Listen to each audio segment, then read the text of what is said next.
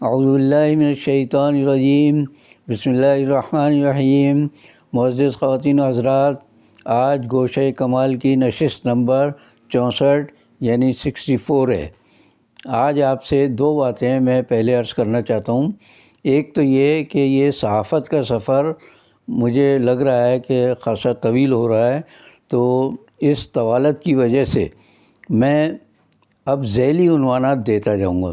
میں اب تک تو چوتھا حصہ میں نے کیا تھا، لیکن اب پانچواں حصہ کرنے کی بجائے ذیلی عنوان دیتا رہوں گا ہر نشست کا الگ سے، تاکہ پتہ چلے کہ اس نشست میں ہم کیا کہہ رہے ہیں۔ تو ایک بات تو میں نے عرض کی ہے۔ دوسری بات یہ کہنی ہے کہ اب میرا خیال یہ ہے کہ ہفتے میں 3 دن لوگوں کو یاد رکھنے میں مشکل ہوتے ہیں، تو میں پیر، بدھ اور جمعہ رکھوں گا۔ ہفتہ کر رہا تھا میں پیر، بدھ اور ہفتہ، تو پیر، بدھ اور جمعہ 3 دن ایک دن چھوڑ کر آسانی سے یاد رہ جائے گا۔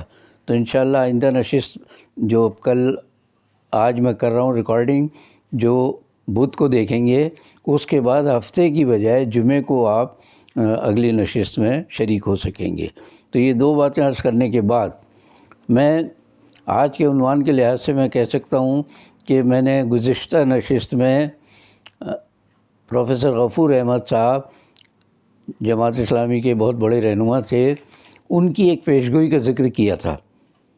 آج میں بہت معمولی آدمی ہوں، لیکن اپنی ایک پیشگوئی کا ذکر کروں گا جو اتفاق سے بھٹو صاحب ہی کے حوالے سے تھی۔ میں نے گزشتہ نشست تک اخبار جہاں کا حال بتایا تھا، اس کے بعد میں چلا گیا جسارت میں، صلاح الدین صاحب نے مجھے بلایا۔ اب جسارت میں جانے سے پہلے یا اخبار جہاں کے دوران مجھے یاد نہیں کہ میں نے ایک اور رسالے کا کام کیا، یعنی 7 سال یا تو جسارت میں تھا یا اخبار جہاں میں۔ درمیان کا تھوڑا سا ٹائم مجھ سے مانگا ہمارے دوست قاضی ساجد علی صاحب نے، بڑے اچھے دوست ہیں ہمارے بچپن کے اور بہت بڑی شخصیت ہے، ان کا ذکر میں پہلے بھی کر چکا ہوں۔ تو انہوں نے مجھ سے کہا کہ ہم لوگ آئی بینک نکال کے ذریعے لوگوں کے آنکھوں کا قرنیہ تبدیل کر کے انہیں بینائی فراہم کرتے ہیں۔ پاکستان آئی بینک سوسائٹی کے نام سے سوسائٹی، جس کے افتخار حسین صاحب صدر تھے اور قاضی ساجد علی صاحب اس کے جنرل سیکریٹری، آج وہ اس کے صدر ہیں، قاضی ساجد علی صاحب۔ تو انہوں نے مجھ سے کہا کہ ہمارا ایک سوینیر نکلتا ہے آنکھوں کے قرنیے کے حوالے سے، تو اگر آپ اس کو سنبھال لیں تو ہم اس کام کو آپ کے ذریعے کرتے ہیں۔ تو میری انہوں نے ملاقات کرائی صدر افتخار حسین صاحب سے، جو جوبلی انشورنس ہاؤس میکلو روڈ پر بیٹھتے تھے، چندری گڑھ روڈ نام ہے آج کل اس کا، وہاں بیٹھتے تھے تو وہاں میری ملاقات ہوئی جب افتخار صاحب سے۔ تو افتخار صاحب نے مجھ سے بنیادی باتیں کچھ پوچھ کر پھر مجھ سے پوچھا کہ آپ کتنا معاوضہ لیں گے، تو میں نے اپنی بساط کے مطابق معاوضہ بتا دیا۔ تو میری باتوں سے وہ اس قدر متاثر تھے کہ انہوں نے اس میں ذرا بھی چون چرا نہیں کی کہ آپ زیادہ مانگ رہے ہیں یا کم مانگ رہے ہیں۔ میرے خیال سے انہیں بلکہ وہ شاید کم ہی لگا ہوگا، اس لیے کہ میری جو شہرت یا جو بتایا ہوگا قاضی صاحب نے ان کو، تو اس حساب سے شاید سمجھ رہے ہوں کہ پتہ نہیں کتنے مانگے گا یہ۔ لیکن میں آپ سے پہلے بتا چکا ہوں کہ میری ہمیشہ قناعت پسندی اور کسر نفسی کی عادت رہی ہے، تو میں منہ پھاڑ کے پیسے نہیں مانگتا کسی سے۔ جو جائز بنتا ہے میرا حق محنت، وہ میں نے ان سے طلب کیا، تو انہوں نے فوراً قبول کر لیا۔ پھر میں نے ان کے سوینیر کا نام اجالا رکھا، اس لیے کہ وہ لوگوں کو اجالا فراہم کرتے تھے جن کا قرنیہ خراب ہونے کی وجہ سے، اور دونوں قرنیہ اگر خراب ہو جائے آنکھوں کی تو وہ نابینا ہو جاتے تھے لوگ۔ تو یہ لوگ آئی بینک سوسائٹی والے قرنیہ کا انتظام کرتے تھے، اور میرے زمانے تک جب تک میں ان کے ساتھ رہا، سری لنکا سے قرنیہ آتا تھا۔ پاکستان کے لوگ تو نہیں دیتے تھے، اس لیے کہ یہاں انسان کے جسم سے مرنے کے بعد عضو کوئی نکالنا وہ حرام قرار دیتے ہمارے علماء کرام، اس کا بھی ابھی ذکر کرتا ہوں۔ تو خیر سری لنکا سے آتے تھے قرنیہ، لیکن یہ لوگ کوشش کرتے تھے آئی بینک والے کہ پاکستان والوں سے بھی فارم بھروا کے رکھیں کہ آپ کے مرنے کے بعد آپ کی لاش تو ہو جائے گی بیکار، آپ اگر قرنیہ دے دیں گے تو وہ قرنیہ کسی نابینا کی آنکھ میں لگے گا تو اس کو اللہ تعالیٰ بینائی عطا کر دے گا۔ سری لنکا والے بھیجتے تھے قرنیہ، اور یہاں مریض تیار رہتا تھا، اس لیے کہ چند گھنٹوں کے اندر یعنی انسان کے مرنے کے چند گھنٹوں کے بعد ہی وہ لگ جانا چاہیے کرنیا، ورنہ وہ ضائع ہو جاتا تھا۔ تو بڑی تیزی سے، بڑا اچھا انتظام تھا ان کا کہ ادھر کسی کا انتقال ہوا، کسی نے اگر عطیہ کیا تھا اپنا کرنیا تو وہ فوراً سری لنکا والے یہاں اطلاع دیتے تھے، ہوائی جہاز کے ذریعے آتا تھا، اور جو بھی ٹائم تھا اس کا 24 گھنٹے تھے یا کتنے تھے، اس عرصے میں وہ کرنیا لگ جاتا تھا۔ میں نے خود ایسے لوگوں کو دیکھا ہے کہ جو نابینا تھے اور کرنیا لگنے کے بعد وہ بینا ہو گئے۔ اب میں اس کے شرعی یا دینی پہلو سے ہٹ کر ایک بات بتانا چاہتا ہوں۔ پاکستان کے ایک بہت بڑے مدرسے کے منتظم، بہت بڑے عالم دین، ان کے پاس گئے یہ پاکستان آئی بینک سوسائٹی والے کہ صاحب ایسا ہے مسئلہ، یہ کرنیا لگاتے ہیں ہم تو لوگوں کی بینائی بحال ہو جاتی ہے، ورنہ انسان کا جسم ہے مٹی میں اس کو دفن کر دیتے ہیں تو کسی کام کا نہیں رہتا۔ تو پیوند کاری جو ہے جس کو کہتے ہیں مختلف اعضاء کی، تو اس میں کرنیا کی بھی پیوند کاری شامل تھی۔ تو ان سے کہا گیا کہ آپ اس کی اجازت دیں، فتویٰ دیں یا کچھ لوگوں کو بتائیں، ہم جو ترغیب دے رہے ہیں تو آپ رکاوٹ نہ ڈالیں۔ انہوں نے صاف کہہ دیا بھائی یہ تو حرام ہے بالکل، مرنے کے بعد تو اللہ کی امانت ہو جاتی ہے جسم، اس میں سے آپ مردے کی جسم میں سے کوئی چیز نکال کے کسی زندہ انسان کے اس میں ڈالیں گے، یہ شرعاً حرام ہے۔ مجھے نہیں معلوم کہ آج بھی حرام ہوگی یہ علماء کی اور شریعت کی روشنی میں۔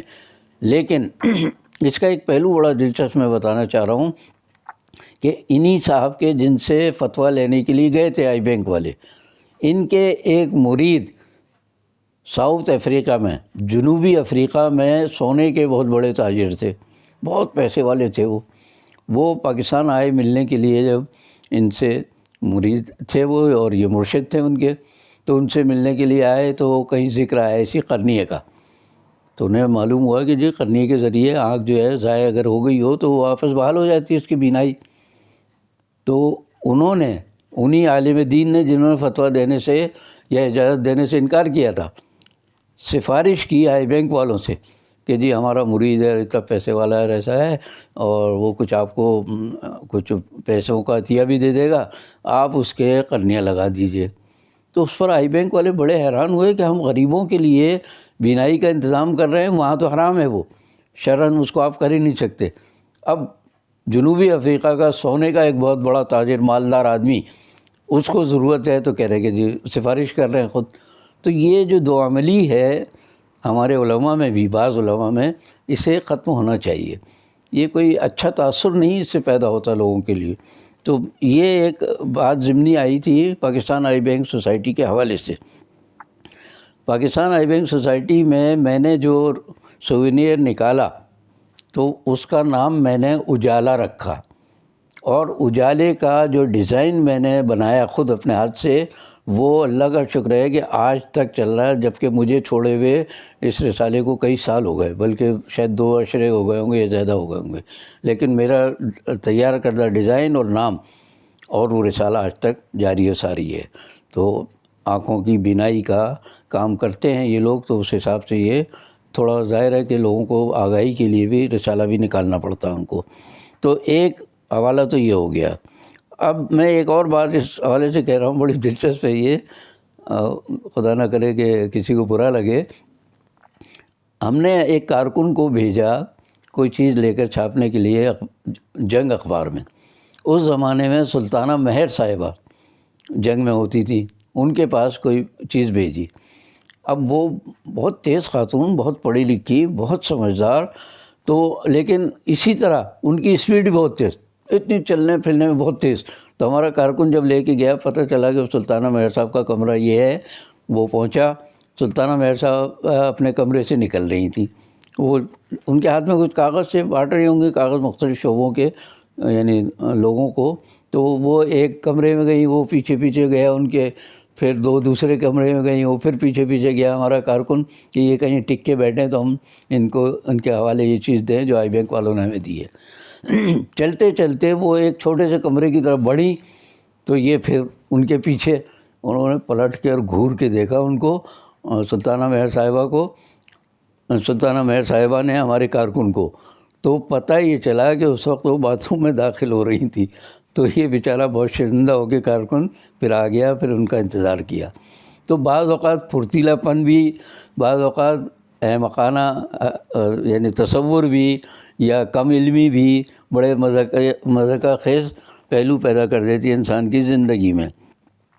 تو اب میں آ رہا ہوں ایک اور درمیان میں ایک چیز اور یاد آ گئی کہ محمود احمد مدنی صاحب بہت بڑے صحافی، جماعت اسلامی سے ان کا واسطہ تھا، تو انہوں نے وہ اخبار جنگ کے بہت عرصے تک وہ سینئر ایڈیٹر رہے، وہ بعد میں پھر جسارت میں آ گئے تھے۔ تو یہ وہ زمانہ تھا 70 کے عشرے کا کہ جب اسلام پسند لوگوں کو، یعنی جو اسلام سے تعلق رکھنے والے لوگ ہیں، ان کو بڑے اداروں میں داخل ہی نہیں ہونے دیتے۔ وہاں سب جگہ کمیونسٹ، سوشلسٹ، لبرل، آزاد خیال لوگ چھائے ہوئے تھے، کہیں کسی کو داخل نہیں ہونے دیتے۔ مدنی صاحب کا گروپ جو ہے یہ چاہتا تھا کہ ریڈیو پاکستان میں بھی، ٹی وی تو تھا نہیں زمانے میں، ریڈیو پاکستان میں بھی فلاں جگہ سب جگہ ہمارے آدمی کسی طرح پہنچیں۔ تو انہوں نے مجھے کہا کہ یہ ریڈیو پاکستان میں ایک جگہ خالی ہے، آپ سروس کریں گے وہاں؟ میں نے کہا کر لوں گا بھائی، پارٹ ٹائم کروں گا، لیکن یہ بتا دیتا ہوں۔ تو خیر انہوں نے مجھے بھیجا، جن صاحب کے پاس بھیجا مجھے شجی عالم نام یاد آتا ہے، جو جس پوسٹ پہ ہوں گے مجھے نہیں معلوم۔ انہوں نے مجھے ایک جگہ لے جا کے بٹھا دیا اور وہ ہیڈ فون وغیرہ لگا کے اور کہنے اب خبریں سنیں انگریزی میں، مختلف جو ریڈیو اسٹیشنز ہوتے ہیں، اور پھر ان سب کو ایک جگہ جمع کر کے تلخیص کر کے ترجمہ کریں۔ اب میرے سر پہ ہیڈ فون لگا اور مجھے کھڑکھڑاہٹ اور وہ جو آواز بڑی عجیب سی گھبراہٹ سی ہوئی، میں نے تو اتار کے رکھ دیا، میں نے کہا بھائی میں نہیں کر سکتا۔ تو مدنی صاحب افسوس کرتے رہے کہ اسلام پسند ایک آدمی اگر ریڈیو پاکستان میں بھی چلا جاتا تو ہماری یعنی تعداد میں اضافہ ہوتا۔ بہرحال میں کسی وجہ سے اس کو چھوڑ کر بھاگ آیا۔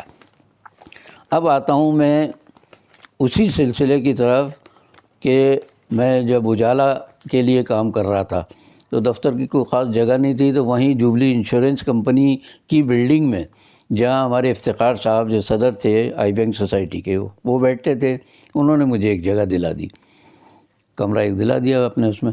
تو میں وہاں بیٹھتا تھا اس بلڈنگ میں، اس فلور پر، اس منزل میں زیادہ تر لوگ آغا خانی تھے، دفاتر میں زیادہ پتہ نہیں کس طرح آغا خانی لوگ زیادہ تھے۔ اب ان سے میری کئی لوگوں سے دوستی ہو گئی، نوجوان آتے تھے میرے پاس کہ بھئی اخبار کا آدمی ہے، صحافت سے تعلق ہے، تو مجھ سے پوچھتے تھے کہ صاحب یہ بھٹو صاحب کو تو اتنا عروج حاصل ہے، آپ کے خیال میں یہ کیسا رہے گا؟ اتفاق سے اس زمانے میں 1977 کے الیکشن ہونے والے تھے۔ تو میں نے کہا کہ مجھے تو ان کا انجام عبرت ناک نظر آتا ہے۔ وہ بڑے حیران، وہ تو سب حامی تھے بھٹو صاحب کے، میرے منہ سے یہ سن کر بڑے پریشان بھی ہوئے، حیران بھی ہوئے کہ کیسے کہہ رہے ہیں آپ، بڑے عروج پر ہیں وہ تو۔ اتفاق سے 1977 کے الیکشن انہوں نے کرائے، اس میں جو دھاندلی کے ریکارڈ قائم کیے انہوں نے، بھٹو صاحب نے، اس کا ایک مثال سمجھ لیں کہ 200 نشستیں تھیں قومی اسمبلی کی، اس میں سے 155 ان کو مل گئی پیپلز پارٹی کو۔ کیسے ملی 155؟ اتنی بڑی اکثریت، اتنے مقبول تو نہیں تھے، بہرحال عوام میں مقبول بہت تھے لیکن اتنے نہیں تھے کہ 200 میں سے 155 نشستیں مل جائیں۔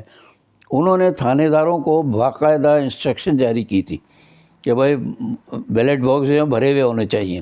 اب بھرے ہوئے ہونے کا یہ ہوا کہ بعض اوقات ایک کسی حلقے میں ووٹروں کی تعداد مثال کے طور پر 1 لاکھ ہے، تو پتہ چلا کہ ٹوٹل جب کیا تو 1.25 لاکھ ووٹ نکل آئے 1 لاکھ میں سے۔ تو زبردست کامیابی ان کی اور زبردست دھاندلی۔ اس سے پہلے نامزدگی کے جب کاغذات داخل ہو رہے تھے اسی 77 کے الیکشن کے، تو عالم یہ تھا کہ بھٹو صاحب کے حکم پر نہ جانے کتنے لوگ اغوا کرا دیے گئے اور ان کو تھانوں میں بند رکھا گیا۔ جب نامزدگی کی تاریخ ختم ہوئی تو انہیں چھوڑا گیا۔ ان میں سے ایک مثال دے سکتا ہوں میں ثبوت کے طور پر، یہ نہ سمجھا جائے کہ میں غلط بیانی کر رہا ہوں۔ جان محمد عباسی صاحب جماعت اسلامی کے رکن کے طور پر وہ نامزد کیے گئے کہ یہ الیکشن لڑیں گے، ان کو انہوں نے اٹھا کے غائب کر دیا، اغوا کر لیا ان کو، اور وہ اس وقت چھوٹے جب نامزدگی کے تاریخ یا وقت ختم ہو چکا تھا۔ تو بتائیے کہ آپ کسی کو نامزدگی کا وقت ختم ہونے کے بعد کہیں کہ اب لڑ لو الیکشن؟ تو اس طرح کے الیکشن تھے وہ، قوم نے قبول نہیں کیا۔ چنانچہ مخالفت میں ان کی قومی اتحاد کی تحریک، پاکستان قومی اتحاد کے نام سے 9 جماعتوں کا ایک اتحاد بنا، انہوں نے تحریک چلائی کہ ہم نہ الیکشن کو مانتے ہیں نہ اس حکومت کو مانتے ہیں۔ تو بھٹو صاحب بڑے پریشان ہوئے کہ اچھا بھائی آئے بیٹھے باتیں کرتے ہیں. انہوں نے بڑے کہا کہ اچھا جو قومی صوبائی اسمبلی کے جو الیکشن ہوں گے چلیں اس میں اگر آپ کے بہت زیادہ لوگ کامیاب ہو گئے, اکثریت میں کامیاب ہو گئے, تو میں قومی اسمبلی کے الیکشن بھی دوبارہ کرا دوں گا. آپ ثابت کر دیں صوبائی اسمبلی میں. اب صوبائی اسمبلی میں ظاہر ہے اتنا ان کا دباؤ تھا پورے ملک پر, مختلف اداروں پر, کہ انہوں نے اندازہ تھا کہ یہ بھی صحیح نہیں ہوں گے. چنانچہ مذاکرات ہوتے رہے. بھٹو صاحب جیسا آدمی پہلی دفعہ مولانا مودودی امیر جماعت اسلامی کے گھر چل کر گیا اور ان سے کہا کہ جی آپ معاملات ذرا سنبھالیے اور ان کو اپوزیشن والوں کو سمجھائیے. خیر مذاکرات ہوئے ان کے, حکومت کے اور اپوزیشن والوں کے. مذاکرات میں بہت ساری چیزیں تو مان لی انہوں نے, مگر بعض معاملات پہ اختلاف رہا. تو بھٹو صاحب نے باہر آ کے خوشخبری سنا دی کہ جی ہمارے تو معاہدہ ہو گیا ہے اپوزیشن سے, اور الیکشن اب اچھے ہوں گے, یہ ایسے ہوں گے ویسے ہوں گے. تو فوج کو اور اپنی کابینہ کو انہوں نے یہ خوشخبری سنائی کہ اب انشاءاللہ معاملہ صحیح ہے. اچھا کمال یہ دیکھیے ان کا, میں پہلے بتا چکا ہوں 72 کا جو آئین بنا تھا, تو 1971 کا آئین, اس آئین میں انہوں نے, میں بتا چکا ہوں پہلے کہ سب کو جتنے اپوزیشن کے لوگ تھے ان کو پرچے تھما دیے کہ آپ اپنے مطالبات لکھ دیجئے. اب اس میں بہت سارے مطالبات تھے جن میں ختم نبوت کا مطالبہ بھی تھا. انہوں نے کہا ٹھیک ہے, سب کے مطالبات مان لیے انہوں نے اور قومی اسمبلی سے پاس کروا دیا. جیسے ہی پاس ہوئے تو اس وقت مشرقی پاکستان کو توڑ کر یہ بنے تھے مغربی پاکستان کے سربراہ وزیر اعظم. تو انہوں نے اپنی اکثریت کی بنیاد پر اگلے ہی روز سے, کہنا چاہیے کہ اگلے ہی روز سے اس میں ترمیمات کا سلسلہ شروع کر دیا. جو متفقہ طور پر ترامیم منظور ہوئی تھی, یا جو قانون منظور ہوا تھا, جو آئین منظور ہوا تھا, اس میں اگلے روز سے ترامیم کر کے اس پورے آئین کا حلیہ بگاڑ دیا گیا. اب یہ 77 کے الیکشن میں بھی جب یہ پھنسے ہیں تو انہوں نے کہا اچھا بھائی آپ کے کیا مطالبات ہیں؟ میں جمعے کی چھٹی کرتا ہوں, اتوار کی بجائے اسلامی مملکت بناتے ہیں اس کو, اور جوئے اور شراب اور نائٹ کلب اور یہ سارے اڈے میں بند کر رہا ہوں, اس لیے کہ ہمیں پاکستان کو اسلامی مملکت بنانا ہے. اتنے سال تو نہیں بنائے, لیکن جب یہ الیکشن میں مسئلہ آیا تو یہ ساری انہوں نے باتیں منظور کر لی. جمعے کی تعطیل لوگ کریڈٹ دیتے ہیں بھٹو صاحب کو, وہ مجبوری میں کیا تھا انہوں نے, لیکن بہرحال وہ کریڈٹ جو ہے وہ بعد میں نواز شریف صاحب جب آئے حکومت میں, انہوں نے باقاعدہ جا کے اور اس کو ختم کیا. پھر اس کے خلاف جب اپیل گئی سپریم کورٹ میں, اس سے پہلے ہائی کورٹ میں, تو باقاعدہ انہوں نے مقابلہ کیا کہ نہیں چھٹی اتوار ہی کی ہوگی. نواز شریف صاحب کا یہ کردار بھی لوگوں کے سامنے ہے.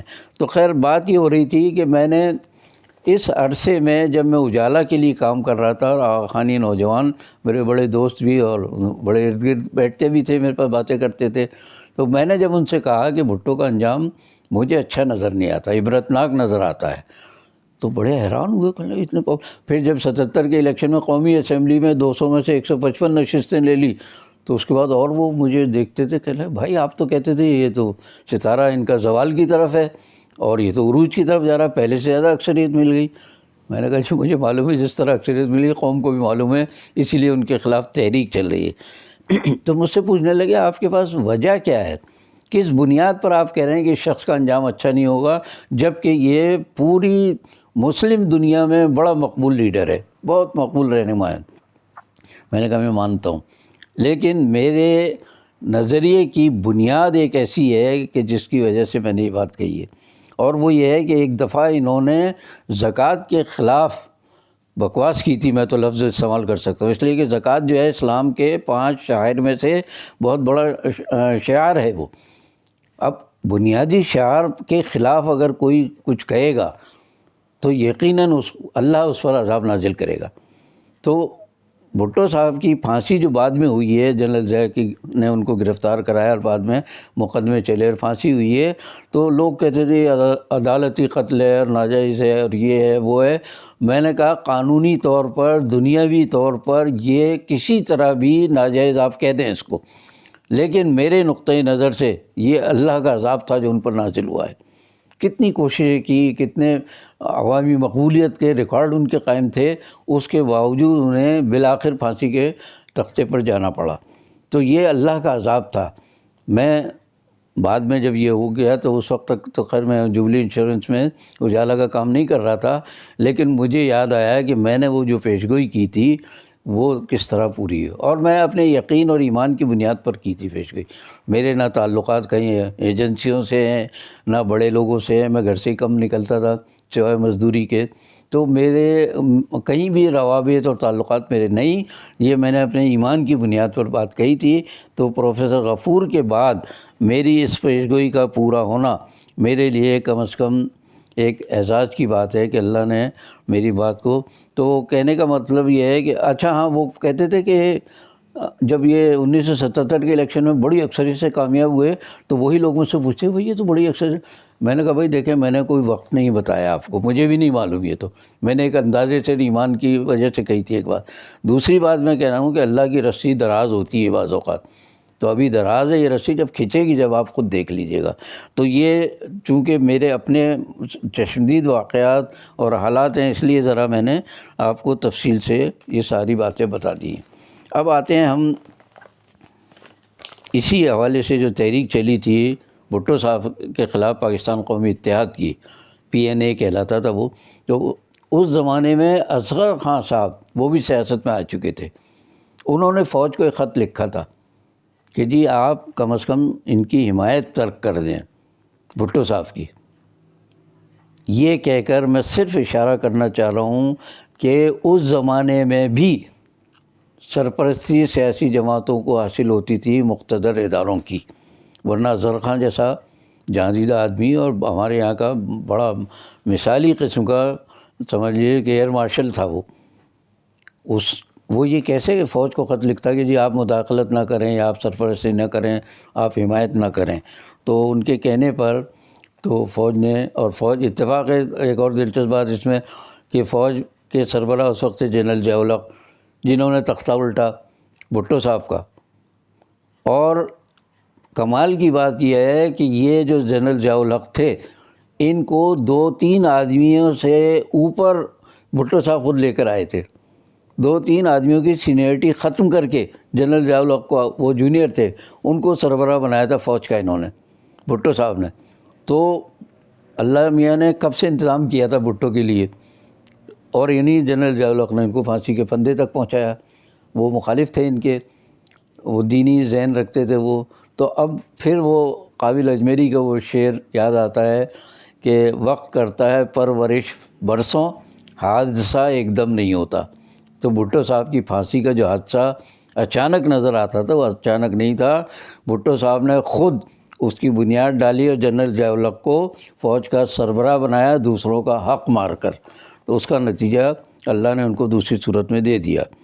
تو بھٹو صاحب نے جو لوگوں کو معاف کیجیے، جنرل ضیاء نے لوگوں کو گرفتار کیا، جب مارشل لا لگایا، ان کی آپس میں مفاہمت کے کچھ آثار ظاہر کیے گئے لیکن مفاہمت ہوئی نہیں تھی بھٹو اور ان کی اپوزیشن میں۔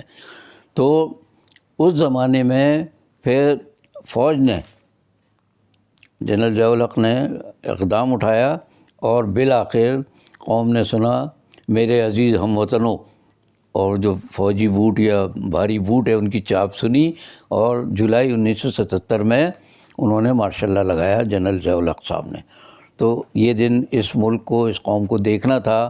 پھر اس کے بعد جنرل صاحب نے جو 11 سال حکومت کی، جبکہ ان کا وعدہ تھا کہ 3 مہینے میں الیکشن کرا دوں گا، یہ الگ کہانی ہے جس کا وقتاً فوقتاً ذکر کروں گا۔ اس وقت صرف آخری ایک بات کہہ رہا ہوں میں کہ جنرل ضیاء الحق کے آنے کے بعد امریکہ نے پاکستان کی مالی اور دفاعی امداد بند کر دی تھی، بعد میں تو جاری ہو گئی وہ، لیکن فوری طور پر انہوں نے کہا کہ چونکہ وہ اسلام پسند تھے، اسلام کا ذہن تھا ان کا، اس سے اندازہ ہوتا کہ اس سے پہلے حکومتوں کی سرپرستی امریکہ کرتا چلا آیا رہا۔ تو اب یہ ایک آخری بات میں کہہ رہا ہوں کہ سپریم کورٹ میں جو فیصلہ کیا تھا بھٹو صاحب کی پھانسی کا، اس کا میں ویسے پہلے ذکر کر چکا ہوں، شاید چلیے دوبارہ کر دیتا ہوں کہ اس کے 7 جج تھے اس وقت سپریم کورٹ کے، ان میں سے 4 نے بھٹو کی پھانسی کے حق میں اور 3 نے اس کے خلاف فیصلہ دیا تھا۔ تو اکثریتی فیصلہ تھا یہ، اسی لیے یہ آج تک پیپلز پارٹی والے شور مچاتے ہیں کہ جناب عدالتی قتل ہوا ان کا، جب 3 ان کے پھانسی کے خلاف تھے تو کیوں ہوا فیصلہ؟ اب 3 کا سن لیجئے احوال۔ ان 3 میں سے ایک جج صاحب جو ہیں وہ بھاگ کے افغانستان چلے گئے تھے، جیسے صفدر مجھے نام یاد آتا ہے، وہ چلے گئے تھے، ان کی ڈگریاں سب جعلی تھی، پتہ نہیں سپریم کورٹ کے جج کے عہدے تک وہ کیسے پہنچے پاکستان کا ذرا اندازہ کر لیجئے کہ ہمارے یہاں کس طرح کے معاملات چلتے ہیں۔ تو وہ پہنچ تو گئے تھے وہاں، اور اس کے بعد انہوں نے مخالفت بھی کی، بھٹو صاحب کی پھانسی کی، پھر بھاگنا پڑا ان کو۔ جب ان کی ڈگریوں کی چھان بین ہوئی تو پتہ چلا یہ تو جعلی جج ہیں، یہ وہ بھاگ گئے تھے، افغانستان چلے گئے تھے، جیسے صفدر علی خان یا صفدر خان یاد آتا ہے مجھے نام۔ آج کے لیے اتنا ہی کافی ہے میرے خیال سے۔ اب انشاءاللہ اس نشست کے بعد اگلی نشست آپ سن سکیں گے، دیکھ سکیں گے جمعے کے دن، اور آئندہ پیر، بدھ اور جمعہ ہماری نشستوں کا دن رہے گا باقی، بشرط زندگی باقی۔ اس کے ساتھ کہ میں آپ سے پھر سبسکرائب کرنے کی، اپنے پروگرام کو لائک اور شیئر کرنے کی درخواست کروں، جو انشاءاللہ آپ قبول کر لیں گے۔ اللہ حافظ۔